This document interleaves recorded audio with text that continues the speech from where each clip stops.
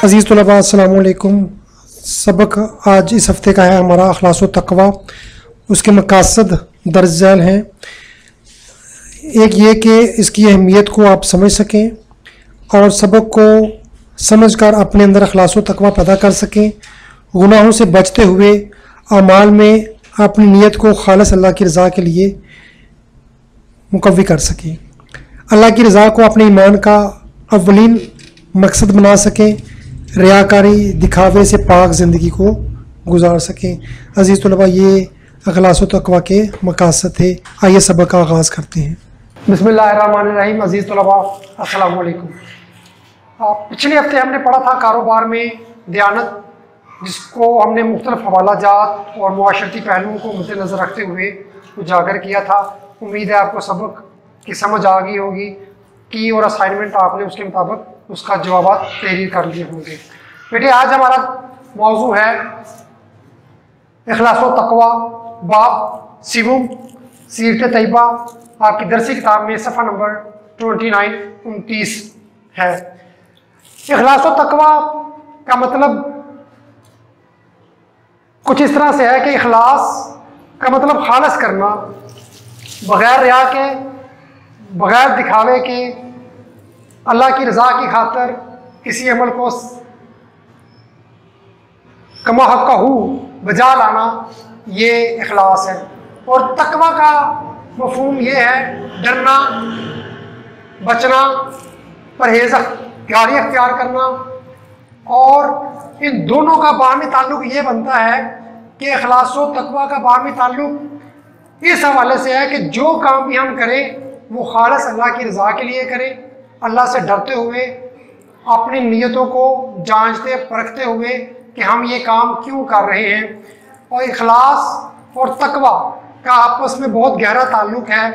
अगर हम कोई काम करते हैं, मसलन हज करने के लिए हाजी जब माशरे में आता है तो वो ये समझता है कि लोग मुझे हाजी कहेंगे, तो उसका ये अमल जो है ये रिया में शामिल होगा। इसी तरह कोई नमाजी है, वो इसलिए नमाज अदा करता है कि ये नमाज जो है उसके लिए उसे मुआशरे में इज़्ज़तदार समझा जाएगा, नमाजी समझा जाएगा, परहेज़गार समझा जाएगा। तो इसको शिरक खफ़ी से तशबीह दी गई है, जो कि दज्जाल से भी बड़े फितने को से इसकी मुशाबहत दी गई है। तो इखलास व तक़वा की हकीकत के बारे में हज़रत उमर फ़ारूक रज़ी अल्लाह ताला अन्हु ने हज़रत उबय बिन काब से पूछा कि तक़वा क्या है। तो आपने कहा कि क्या आपका कभी किसी खारदार कांटेदार झाड़ियों में से गुजर हुआ? तो उन्होंने कहा हाँ, जब मैं भेड़ बकरियां चलाया करता था तो उस वक्त मेरा अक्सर इन झाड़ी वाली जगहों से गुजर होता था। तो आपने पूछा कैसे गुजरते थे? कहा कि अपने पहलू को, अपने दामन को समेट कर कि कहीं उसमें उलझ ना जाए। तो आपने कहा फिर यही तक़वा है कि दुनिया में रहना है, लेकिन दुनिया की आलाइशों और दुनिया की तायुशात से अपने आप को बचाकर ज़िंदगी को गुजारना है। अल्लाह के रसूल सल्लल्लाहु अलैहि वसल्लम से पूछा गया कि तक़वा क्या है। आपने अपने सीने की तरफ इशारा करते हुए फरमाया कि तक़वा हा होना, यानी तक़वा यहाँ है। और आपने मजीद इसके बारे में इरशाद फरमाया अल इस्मु मा हा का फी सदरिक, गुनाह वो जो तेरे सीने में खटके।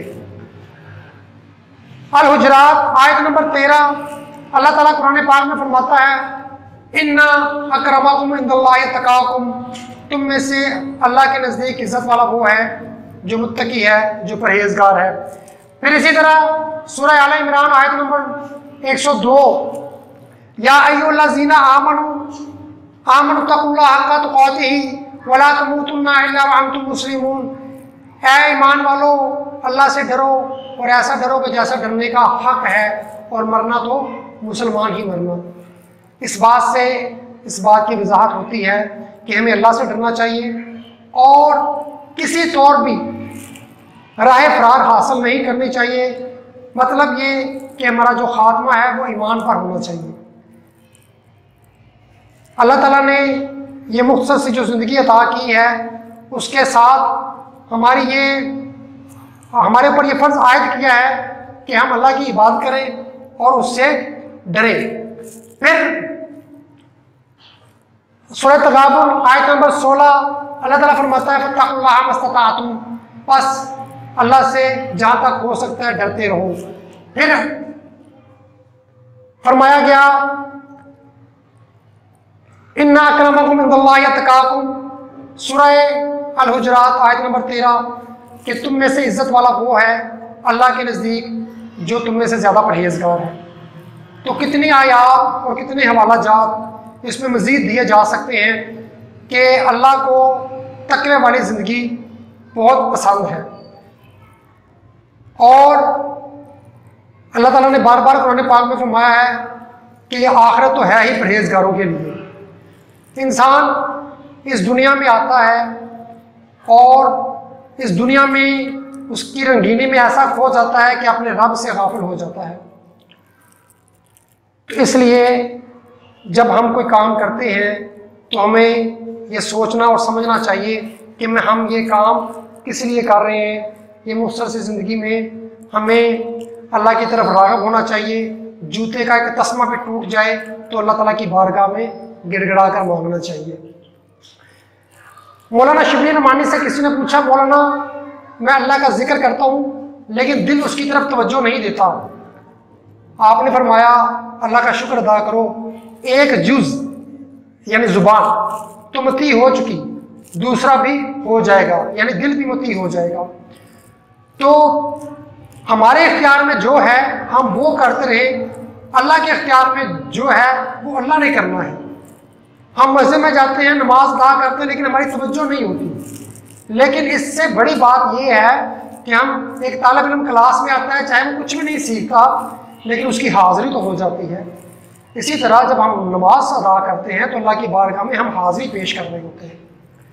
और अक्सर नमाज में ख्यालात आते हैं, तो बेटा ये याद रखिएगा कि चोर वहीं आता है जिस जगह पर कोई चुराने वाली चीज़ यानी ख़जाना मौजूद होता है।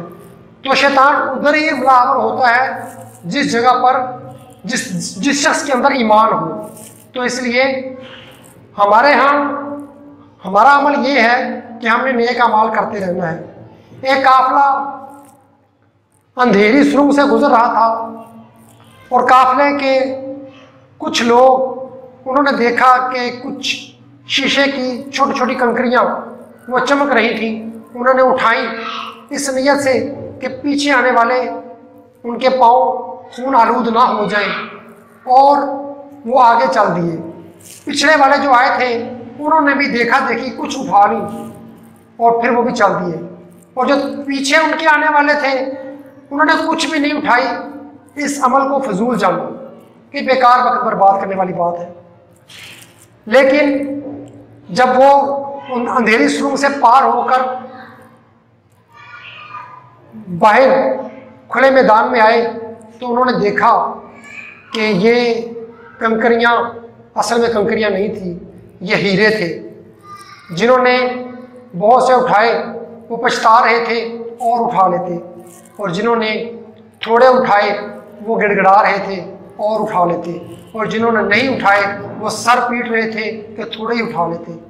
तो ये ज़िंदगी हमारी ऐसे ही है कि हम एक अंधेरे में हैं और हमें नेक अमाल जो हैं उसको कैसे बजा लाना है। ये क़यामत के रोज़ हमें एहसास होगा कि थोड़े से नेक अमाल कर लेते तो जन्नत के बाला खानों में आज हम भी होते। और दुनिया से जिनुल मोमिन व जन्नतुल काफिर, दुनिया मोमिन के लिए कैद खाना है और काफिर के लिए जन्नत है। इसलिए कौन उठे सुबह के वक्त फजर की नमाज अदा करे, वज़ू करे और नींद को छोड़े। इसी तरह ज़ोहर के वक्त कारोबार अरूज पर होता है तो कौन नमाज के लिए जाए। तो ये पाबंदियां हैं छोटी छोटी सी, लेकिन यकीन जानिए कि ये 60-70 साल ज़िंदगी जो है ये मोमिन के लिए क़याद खाना ज़रूर है कि सच बोलने, नेक अमाल करें, माँ बाप का हुक्म माने, बुराइयों से बाज आ जाए, शराब जुआ और दूसरे गैर शरई मुहर्रकात से बचें। ठीक है, ये मोमिन के लिए पाबंदियां हैं, लेकिन ये अल्लाह ताला ने आखिरत में बहुत बड़ी नेमत की सूरत में अल्लाह ताला ने हमें ये अता कर देनी है। वकासन दिहा का, और छलकते हुए जाम होंगे, वफाकियातुन कसीरतुन, और बेशुमार फल होंगे, ला मक़तूअतुन वला ममनुआ, न क़ता किए जाएंगे न मना किए जाएंगे। अल्लाह ताला ने बार बार जन्नत का इस तरह तज़किरा किया है। क्यों किया है? कि अगर आपके अमाल में अखलास व तकवा है तो ये अमाल जो है अल्लाह की रज़ा के लिए है, और अगर ये अल्लाह की रज़ा के लिए नहीं है तो ये अमाल जितने भी हैं वो बेकार है। दोज़ख में बहुत से उलमा इकराम भी होंगे, उनसे लोग पूछेंगे कि आप दोज़ख में क्यों आ गए, आपका तो काम था इल्म फैलाना। कहा हमने इल्म इसलिए हासिल किया कि लोग कहें बहुत बड़ा आलिम है, तो दुनिया में कहा जा चुका, अब अल्लाह ने हमें दोज़ख में डाल दिया। इसी तरह नमाजी का, इसी तरह हाजी का भी यही हाल होगा। इसलिए बेटा, ज़िंदगी अल्लाह ने जो अता की है उसमें हमें यह सोचना चाहिए कि हम ये इबादत, ये रियाजत क्यों कर रहे हैं, और हम जब नेक अमाल करते हैं तो उसके साथ हमें अल्लाह ताला की बारगाह में गिड़गिड़ाना चाहिए, रोते रहना चाहिए। अब दुआ मखुल इबादत, दुआ इबादत का मगज़ है, अल्लाह से दुआ मांगते रहना चाहिए। क्यों? ये एक रग़बत है। इसलिए कहता अल्लाह ताला कहता है कि अगर किसी ने मेरी बातें सुननी है तो वो कुरान को पढ़े, और किसी ने मुझसे बातें करनी है तो वो नमाज को अदा करे। तो ये अल्लाह ताला से बातें करने और अल्लाह ताला की बातें सुनने का एक बेहतरीन ज़रिया है। जब नमाज का हुक्म आया तो सहाबा किराम बड़े खुश होते थे कि हमें एक इखलास मिल गया, एक तकवा मिल गया, अल्लाह की बारगाह में सर झुकाने का मौका मिल गया, अल्लाह से हम कलाम होने का मौका मिल गया। तो अगर इसी पाकीज़ा अमल में अखलास व तकवा नहीं है तो ये नेक अमाल बजाय नेकी के हमारे लिए गुनाह का बायस है। एक शख्स कुरान पाक की तिलावत करता है, अल्लाह ताला उसके दर्जात को बुलंद करता है, और एक शख्स कुरान पाक की तिलावत करता है और अल्लाह ताला उस पर लानत करता है। वो क्यों? वो ऐसे कि वो पढ़ता है कुरान पाक में लानतुल्लाहि अलल काज़िबीन, झूठों पर खुदा की लानत, तो वो खुद अल्लाह के हुक्म को मानते हुए अल्लाह के हुक्म को रद्द करता है। तो इसलिए हमें कारोबार ज़िंदगी हो, लोगों के साथ मामलात हो तो इखलास के साथ, दूसरा पहलू इसका ये भी है कि लोगों के साथ भी इखलास के साथ रहना चाहिए। और अल्लाह से तकवा जो है उसका मतलब ये है कि हमें हर वक्त अल्लाह की तरफ रुजू रखना चाहिए। हज़रत लूत की बीवी थी, लेकिन आपके हुक्म पर नहीं चली तो बदकारों में शामिल हो गई। हज़रत नूह का बेटा आपका नाफरमान हुआ, सिलसिला नबूवत से मुनक़ता हो गया। असहाबे कहा का कुत्ता था, नेक लोगों के पीछे चला, अल्लाह ताला ने उसको जन्नत में शामिल होने का अंदिया दे दिया। अल्लाह ताला ने कोई मायार नहीं रखा कि कौन किस हवाले से मेरे नज़दीक हो सकता है। अल्लाह ताला ने एक ही मायार रखा है कि इन्ना अक्रमकुम इंदल्लाहि अत्काकुम, तुम में से इज़्ज़त वाला वो है जो अल्लाह के नज़दीक जो परहेज़गारी को अपनाए हुए हैं। तो हमें परहेज़गारी को अपनाना चाहिए। किसी के घर जाएं, दरवाज़ा खटखटाएं तो सामने गेट के अंदर झांकना ना शुरू कर दें, बल्कि एक तरफ रुख करके खड़े हो जाए कि किसी नामहरम पर नज़र ना पड़े। इसी तरह बाज़ार में जाते हुए हमें निगाहें नीचे रख के चलना चाहिए। और इसी तरह हम बहुत सी इबादत करते हैं तो इन इबादत में हमें अल्लाह से डरना चाहिए, क्योंकि ईमान जो है वो उम्मीद और खौफ के दरमियान में है। ये बहुत बड़ी बात है कि ईमान जो है ये उम्मीद और खौफ के दरमियान में है, कि उम्मीद भी है कि अल्लाह बख्श देगा और खौफ भी है कि कहीं पकड़ा ना जाऊँ। तो अल्लाह ताला मुझे भी माफ़ फरमाए और हमें नेक अमाल का करने का अल्लाह ताला जो है वो तरगीब, अल्लाह ताला हमें सलाहियत दे। आखिरी बात कह के बात ख़त्म करूँगा। एक छोटा सा वाक़या है बेटा। इन वाक़यात का सुनाने का मकसद ये होता है कि किताब में तो नहीं है, लेकिन ताकि सबक का जो मेन मकसद है वो वाज़ेह हो जाए कि ये सबक हम पढ़ क्यों रहे हैं और इसमें क्या कहा गया है। एक गुलाम अपने आका के साथ सफ़र पर थे दोनों। तो गुलाम ने नमाज का वक्त हुआ तो आका से इजाज़त मांगी, तो उसने कहा जाओ लेकिन जल्दी आ जाना। गुलाम मस्जिद में गया, अल्लाह की इबादत में ऐसा मशगूल हुआ कि आका ने आवाज़ दी आता नहीं, तो गुलाम अंदर से कहता है आने नहीं देता। वो फिर कहता है अबे आता नहीं, कहता आने नहीं देता। वो तीसरी बार फिर कहता है अबे कौन है जो तुझे बाहर नहीं आने देता। तो गुलाम ने कहा वो वही है जो तुझे अंदर नहीं आने देता। बात ख्वाहिश की है, ख्वाहिश होगी तो अल्लाह तौफीक अता फरमाएगा। अगर दिल में ख्वाहिश नहीं है तो आप मस्जिद के बाहर खड़े होकर आवाज़ें लगाते रहेंगे तो आप मस्जिद में जा नहीं सकेंगे। तो अल्लाह ताला से हमें ये दुआ करते रहना चाहिए कि अल्लाह ताला हमें नेक अमाल की तौफीक भी अता फरमाए। एक दहरिया यानी दुनियादार, उसने एक बात सुनी एक दरवेश से कि 24 घंटों में एक ऐसा वक्त भी होता है जो कबूलियत का होता है और उस वक्त अल्लाह दुआ को रद्द नहीं करता। तो उसने जब ये बात सुनी तो वो अपने सामने अपने खुदा यानी अपने सनम के दो मतलब हैं। असल मतलब खुदा है लेकिन महबूबा और महबूब को भी कहते हैं। तो अपने सामने अपने सनम को रख कर पुकारता रहा या सनम या सनम या सनम। ऐसे ही उसे ऊँग आई तो ऊँग की हालत में ऐसे उसकी जुबान से निकल आया या समद। तो गैब से आवाज़ आई लब्बैक या अब्दी, लब्बैक या अब्दी, लब्बैक या अब्दी। ऐ मेरे बंदे मैं हाजिर हूँ, ऐ मेरे बंदे मैं हाजिर हूँ, ऐ मेरे बंदे मैं हाजिर हूँ। हम हज करने जाते हैं तो हम वहाँ पर जाकर कहते हैं अल्लाह लब्बैक, ऐ अल्लाह मैं हाजिर हूँ। लेकिन यहाँ पर अल्लाह ताला आवाज़ लगा रहा है लब्बैक या अब्दी। फरिश्तों ने अर्ज़ किया या अल्लाह वो तुझे नहीं पुकार रहा था, वो तो अपने सनम को पुकार रहा था। अल्लाह ताला ने कहा है फरिश्तों मैं जानता हूँ वो अपने सनम को पुकार रहा था और नादानिस्ता तौर पर उसकी जुबान से या समद निकल आया। तो वो सनम पुकारे तो भी आवाज़ ना आए, वो समद पुकारे तो भी आवाज़ ना आए। तो सनम और समद कहते हैं बेनियाज को। कुल हु अल्लाहु अहद अल्लाहु समद, अल्लाह बेनियाज है। तो वो समद कहे तो भी आवाज़ ना आए। तो क्या सनम और समद में कोई फ़र्क नहीं? अल्लाह ताला कुरान पाक में फरमाता है अदऊनी अस्तजिब लकुम, तुम मुझे पुकारो मैं तुम्हारी पुकार का जवाब दूंगा। जब हम अल्लाह को पुकारते हैं तो अल्लाह हमारी पुकार का जवाब देते हैं। हम अल्लाह को सोचते हैं तो वो बेहतर तन्हाई वाला है, वो हमें अपनी तन्हाई में सोचता है। जब हम महफिल में अल्लाह को याद करते हैं तो वो फरिश्तों की आला तरीन महफिल में याद करता है। जब हम उसकी तरफ चल के जाते हैं वो दौड़ के आता है। समातों का शुक्रिया।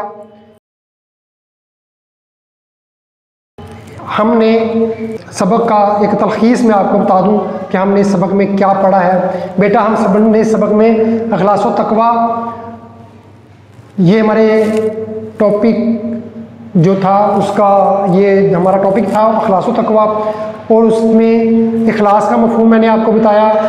फिर मैंने आपको तकवा का मफहूम बताया अलहदा से।